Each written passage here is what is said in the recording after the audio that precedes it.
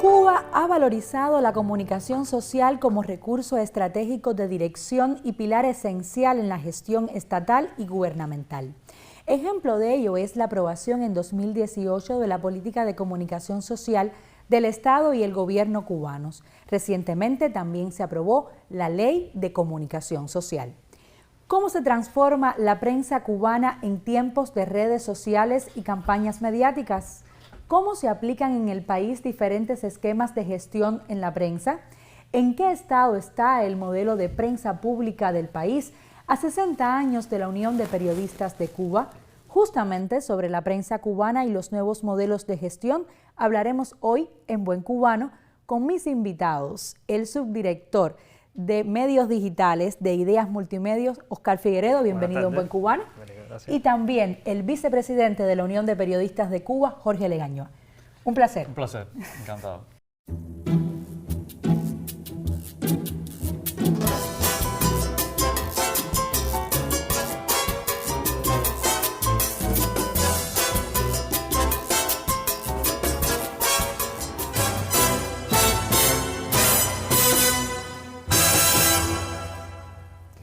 Abrimos el debate para hablar en Buen Cubano y este 15 de julio se cumplen 60 años de la Unión de Periodistas de Cuba. ¿Cómo llega el sistema de prensa y sus profesionales a este aniversario? Mira, yo lo definiría en una sola palabra, transformación. Justamente son 60 años, pero 60 años en el que ha habido que ir transformando en cada momento el sistema de prensa cubano y ahora mismo este año, incluso para el Congreso de la Unión de Periodistas de Cuba, que va a ser los días 2 y 3 de noviembre próximo. Yo creo que la palabra es fundamental y le hemos dicho así, este es el Congreso de la Transformación y es el año de la transformación del sistema de medios de prensa cubano. Ya teníamos política de comunicación del Estado y el Gobierno desde el 2018, ya tenemos ley de comunicación aprobada el pasado 25 de mayo, ya tenemos un experimento donde van a estar incluidos un grupo de medios de comunicación, un experimento inicial, primigenio, en el que se van a estar explorando nuevas formas de transformación de los medios en el ambiente económico, de la gestión económica de cada uno de los medios y también en la transformación editorial, que es fundamental para que esos contenidos que hoy estamos produciendo lleguen cada vez a más personas. O sea, no podemos hablar todavía, siempre está la duda de la hegemonía de la comunicación. Son 60 años en que nuestros medios tradicionales han tenido la hegemonía de la comunicación. En el escenario digital actual, la pregunta es, ¿tenemos todavía la hegemonía o tenemos que batallar por reconquistar la pérdida de esa hegemonía relativa en algunos espacios digitales? Yo creo que ese es hoy el escenario en el que estamos inmersos en la Unión de Periodistas de Cuba, contribuir a esa formación de nuevos capitales humanos, sobre todo en el ambiente digital, para tener mayor posicionamiento de nuestros contenidos, cuando hoy más de 7 millones de cubanos tienen internet en los celulares. Yo creo que ese es el principal desafío. Seguimos teniendo una fidelización de los públicos con el noticiero de las 8, con los principales noticieros de la radio o algunos periódicos, pero yo creo que esa hegemonía en el ambiente digital es todavía un espacio que hay que conquistar. Recientemente, ya tú lo decías, se había aprobado la Ley de Comunicación Social para la creación de bases legales e institucionales que exigen la comunicación pública en el país. ¿Cuánto contribuirá ese cuerpo legal a la modernización o a la adecuación de la comunicación social en el país, pero específicamente al sistema de prensa pública cubana? Bueno, yo creo que, Estelina, como tú mencionabas, por primera vez llegamos a este momento donde se le ha dado a la comunicación social ese rol estratégico que, como bien ya se decía en los otros documentos, en la política de comunicación, pero también en la Constitución, se reconoce este papel rector que tiene que tener la comunicación dentro de todos los procesos. Yo creo que esta ley de comunicación nos dota no solamente a los medios de comunicación, porque no estamos hablando solamente de una ley de medios, sino también que esta ley norma y regula otros espacios donde se da la comunicación, que son los espacios organizacionales, o sea, cómo tiene que funcionar esa comunicación a nivel, digamos, ya de organismos, de organizaciones, de entidades, por supuesto, los propios medios de comunicación, pero también la ley de comunicación dota o articula ese espacio de convivencia también a nivel territorial, a nivel local. Yo creo que es una de las primeras fortalezas que tiene. En el caso de los medios de comunicación, por primera vez vamos a tener una norma jurídica con carácter, digamos, superior, que regule estos procesos y por supuesto nos da a nuestros medios esa posibilidad de desarrollar ámbitos comunicacionales que hasta ahora no estaban reconocidos. Digamos, como decía Legaño, bueno, sí, estamos ahora mismo en un experimento de los medios de comunicación y algunas de estas prácticas que se hacían de manera, digamos, no tan reconocida dentro de los propios medios ahora podrán ser ejecutadas por los medios de comunicación. Por supuesto que tiene que ver con la innovación, tiene que ver, digamos, con estos espacios de cubrir esos nuevos formatos, esas nuevas lecturas que se le estamos dando, por ejemplo, en el espacio hipermedial, en el tema de Internet, las redes sociales, pero también le dota, digamos, a los medios de comunicación y a los periodistas de esas herramientas necesarias para ejercer la comunicación como servidores de medios públicos o tener un contacto más directo con la población. Por supuesto que le da un grupo de deberes y derechos a los medios de comunicación, pero también a los periodistas con esas características de esa prensa revolucionaria que tiene que defender, digamos, la construcción de nuestro modelo socialista, pero, o sea, apegado a una corriente ética fundamental. Yo creo que eso es una cosa que se reconoce a partir de los preceptos que tiene o que dicta la Unión de Periodistas de Cuba, pero también, bueno, reafirma esa necesidad de hacer una comunicación transparente, una comunicación veraz, una comunicación que sea rápida y efectiva, que muchas veces todavía, digamos, no hay una cultura comunicacional en el país y cuando los medios de comunicación querían o demandaban determinada información, porque no solamente estamos hablando de comunicación, la comunicación es un parte de un proceso, pero que tiene en el dato, en la información, la característica fundamental. Y si tú no tienes acceso a esa información, que es una de las cosas que regula esta nueva ley de comunicación, bueno, los medios de comunicación no pueden ser efectivos en su labor. Yo creo que por ahí van una de las principales características que tiene esta nueva ley y por supuesto que dota a esos medios de comunicación con otras características nuevas que puede ser el tema de la publicidad o el patrocinio, que digamos que ha sido uno de los temas más debatidos o controversiales a la hora de entender la ley de comunicación, pero que son prácticas establecidas en el mundo y que por supuesto temperándolas a nuestro proyecto social. Yo creo que eso es lo fundamental porque muchas veces la gente se asusta, se espanta, bueno, llegó en el socialismo. En el socialismo, pero yo creo que sí, que son nuevas formas de gestión que deben asumir nuestros medios para poder también reformular su gestión editorial. Legaño, con esto que nos ha dicho Oscarito sobre la ley de comunicación social, la nueva ley de comunicación social, tus consideraciones. ¿Necesitamos los periodistas cubanos, necesitan los medios públicos cubanos una ley de prensa específicamente para el sistema de prensa o con esta ley de comunicación social ya terminamos en el ámbito legal?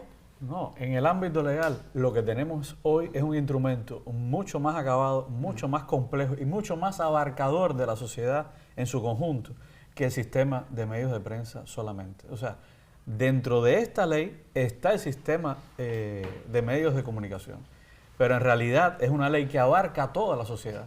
Lo que busca es crear un sistema como tal de comunicación, en el que están las instituciones, las organizaciones, está el ambiente comunitario, que no es solamente el espacio geográfico, sino también la comunidad de intereses. Porque una comunidad que comparta, las personas que protegen animales, por ejemplo, esa es una comunidad que tiene comunicación, por tanto está recogida dentro de la ley como comunicación comunitaria. Y obviamente también en el espacio geográfico, aunque también hay que decir que en el espacio geográfico, si no hay comunicación, también no funcionan los procesos de gobierno. Y yo creo que todo esto lo que viene es a complementar lo que tenemos, es buscar realmente crear un verdadero sistema de comunicación. Y el desafío más grande de ese sistema de comunicación es la educación, la alfabetización mediática, informacional, comunicacional. Porque sin alfabetización, sin educación para la comunicación, no vamos a lograr ninguno de estos procesos. Como mismo la ley per se, por sí sola, no va a lograr que haya mejor información de las instituciones a los medios de comunicación o que el trabajo de los medios de comunicación sea mucho más perfecto y lleguemos a todos los públicos que queremos. Yo creo que uno de los factores esenciales es la educación. Lo primero que hizo este país cuando triunfó la revolución fue una campaña de alfabetización, la conquista de saber leer y escribir, para que nadie te envolviera o te mintiera o te desviara la atención.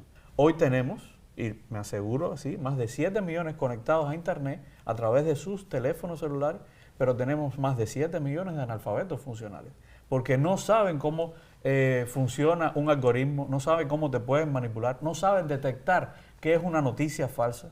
Yo creo que hacia esos derroteros tenemos que llevar hoy la educación en materia de comunicación, porque solo así estaremos logrando tener un usuario más crítico de su realidad comunicacional, como también hay que readecuar los programas de educación. Hay que empezar a dar comunicación desde las edades tempranas, el dominio ético de las redes sociales, porque hoy tenemos adolescentes que con el teléfono de sus padres y con las cuentas de sus padres están en redes sociales, aunque la red social diga que no está permitido hasta determinada edad.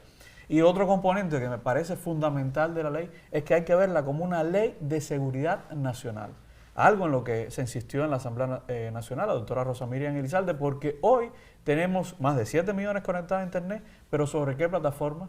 ¿Son nuestras las plataformas? La mayoría no. Bueno, pues ya usted ve, un debate muy fuerte aquí en Buen Cubano sobre la prensa pública del país y sobre sus derroteros.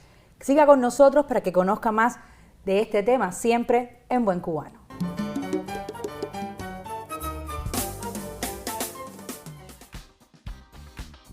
Una comunicación con pilares fundamentales, entre ellos la multimedialidad y la transmedialidad.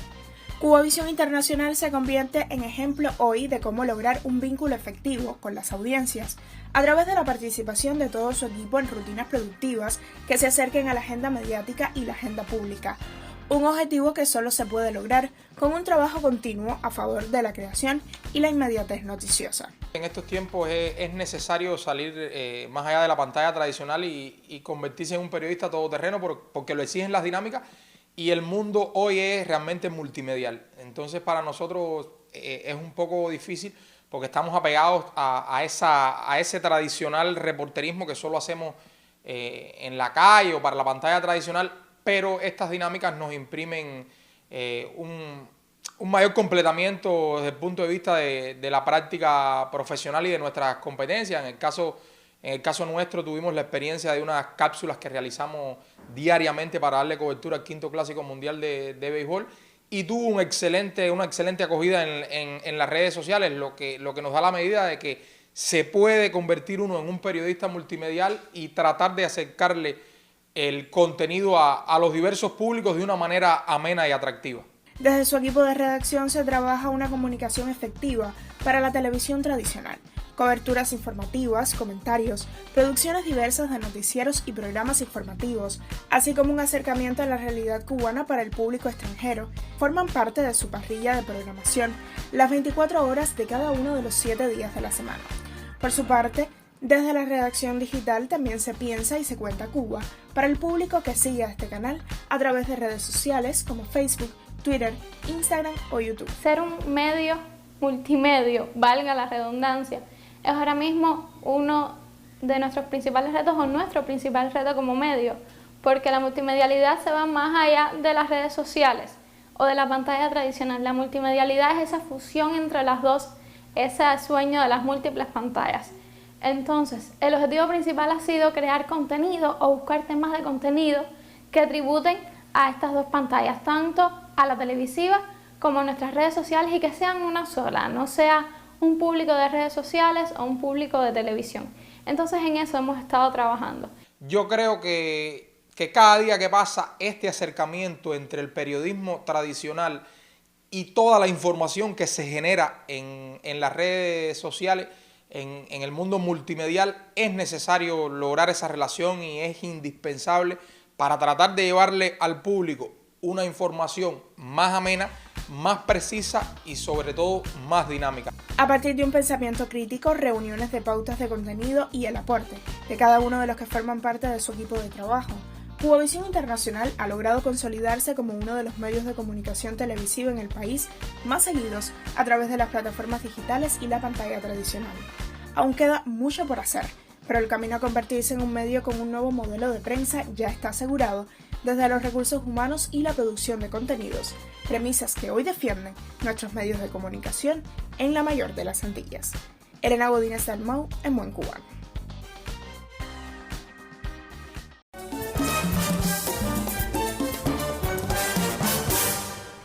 Continuamos hablando en Buen Cubano. Se ha dicho que la transformación de la prensa pública debe expresarse en dos líneas, en la gestión editorial y en la económica.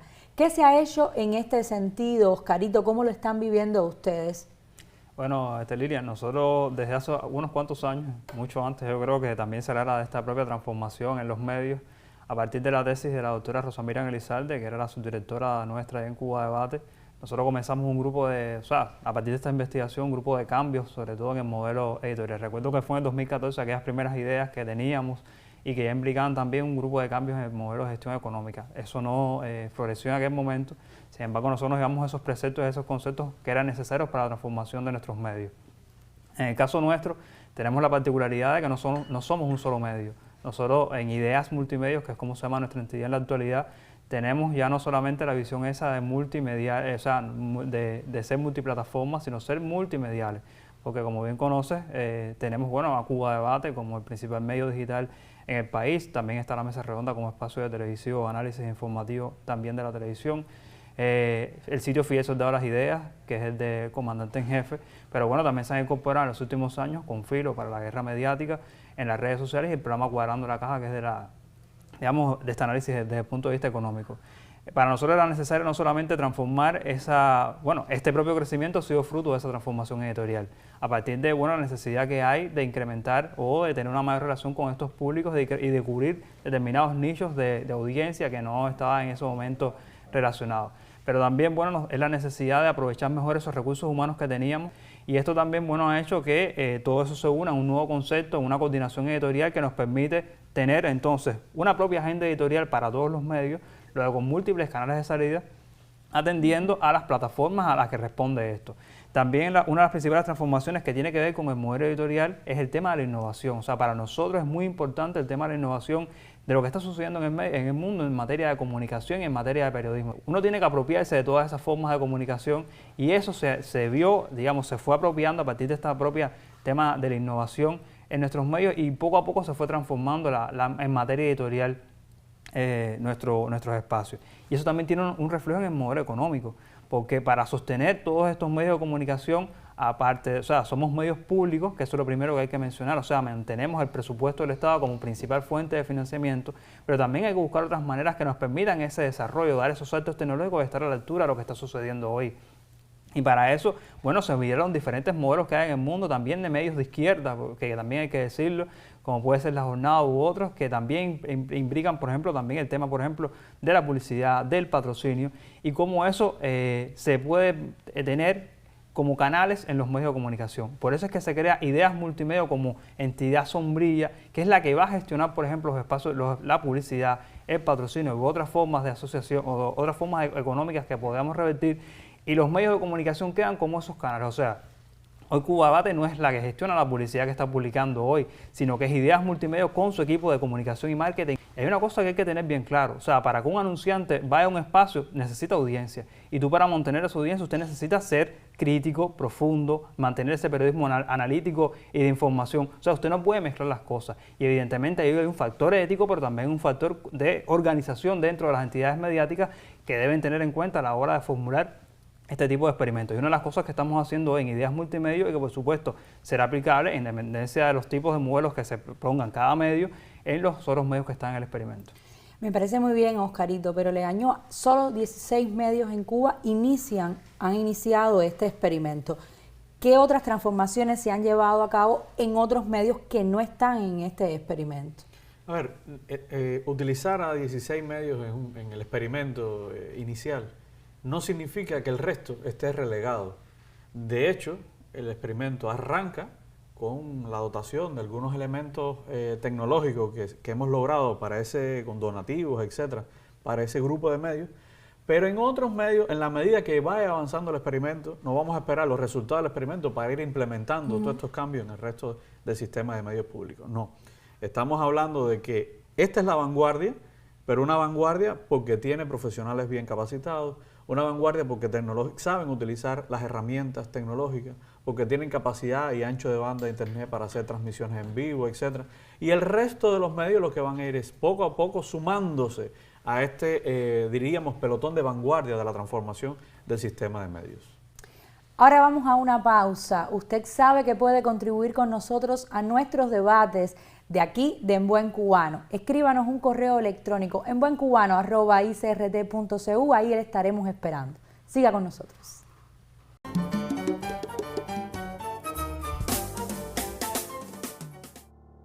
El 15 de julio de 1963, en el Hotel Habana Libre, nació la Unión de Periodistas de Cuba. Anclada en el pensamiento martiano, tiene tanto el periodista de soldado. Nuestra prensa se integraba en lo que Ernesto Vera llamó la primera organización periodística de nuevo tipo en el hemisferio occidental. 60 años después, la UPEC, con más de 3.000 afiliados en todo el país, se empeña en contribuir a la construcción de un nuevo modelo de prensa para el socialismo cubano, sustentado en la transformación de la gestión editorial y económica del sistema de medios públicos. Con la celebración de su onceno congreso en noviembre próximo, la UPEC conmemora sus 60 cumpleaños, apoyada en la evocación de aquella idea de Fidel: cambios sí, cambios revolucionarios.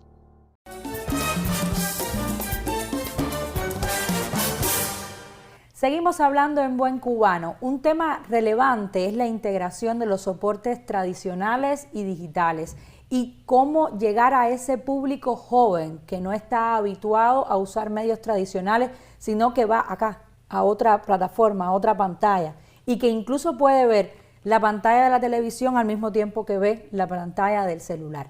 ¿Se ha avanzado en este sentido? ¿Qué falta por hacer para transformar los medios tradicionales cubanos a multiplataformas?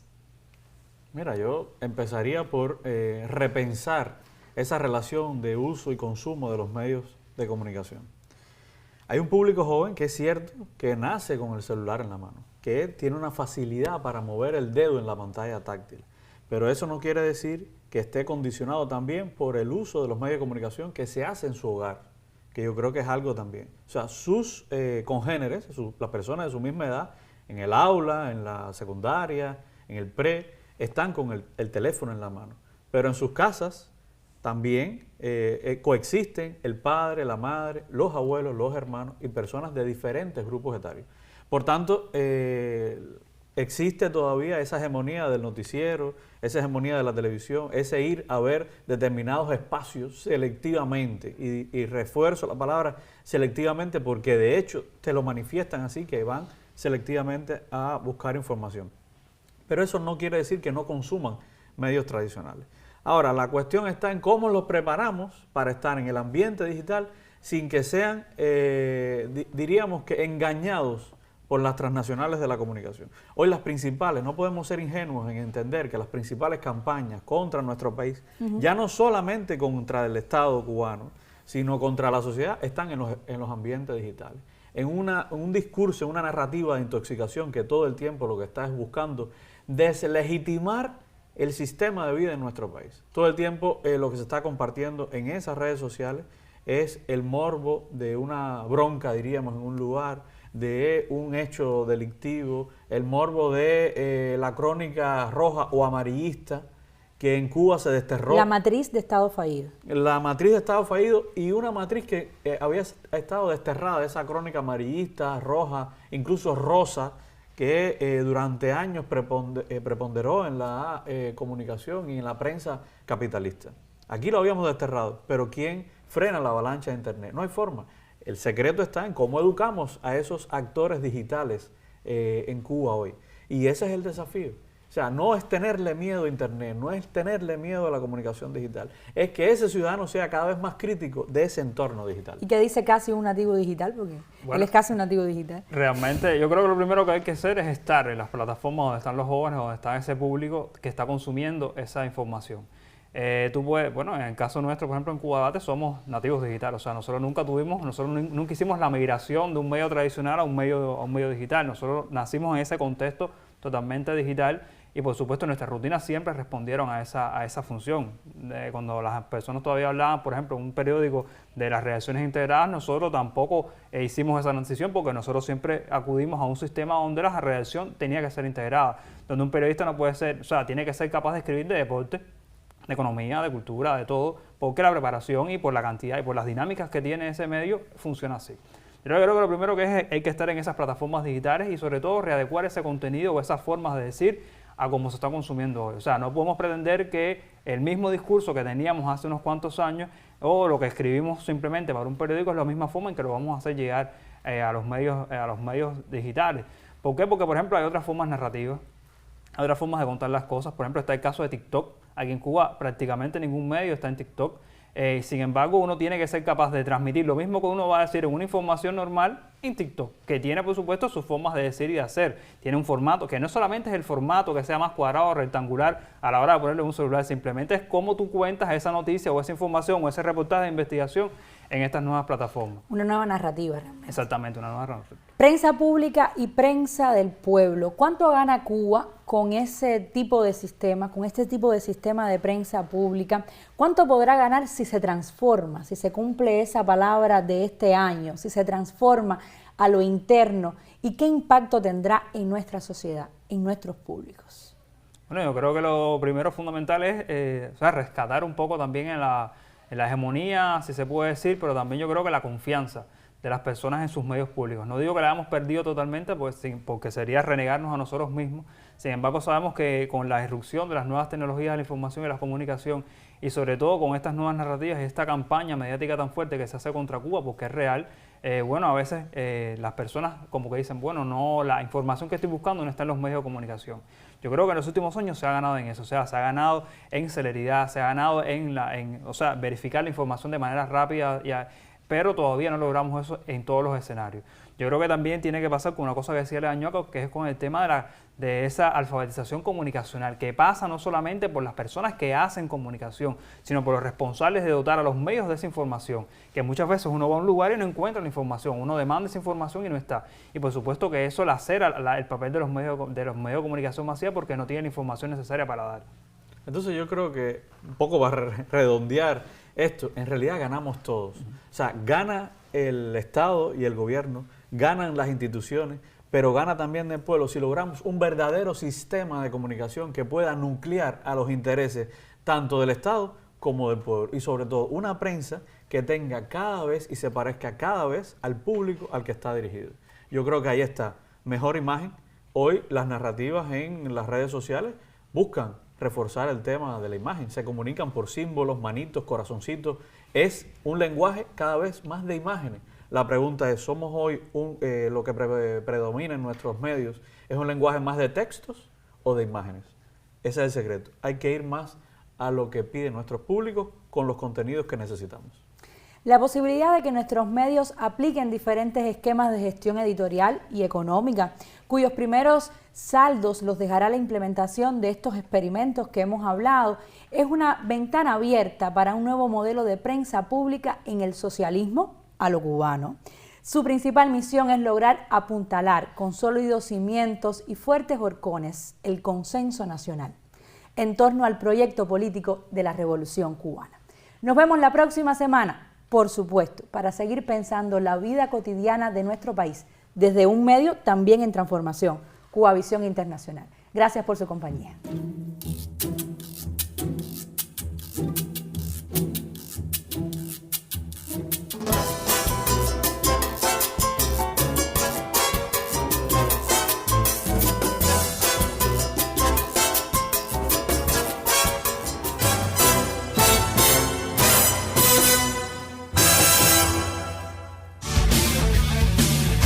Súmate a nuestro canal en YouTube y si te gustan nuestros contenidos, da like, coméntanos tus ideas y comparte con tus amigos. Y no olvides darle a la campanita, así la plataforma te notificará cuando subamos un nuevo material. CMHW, ahora en YouTube.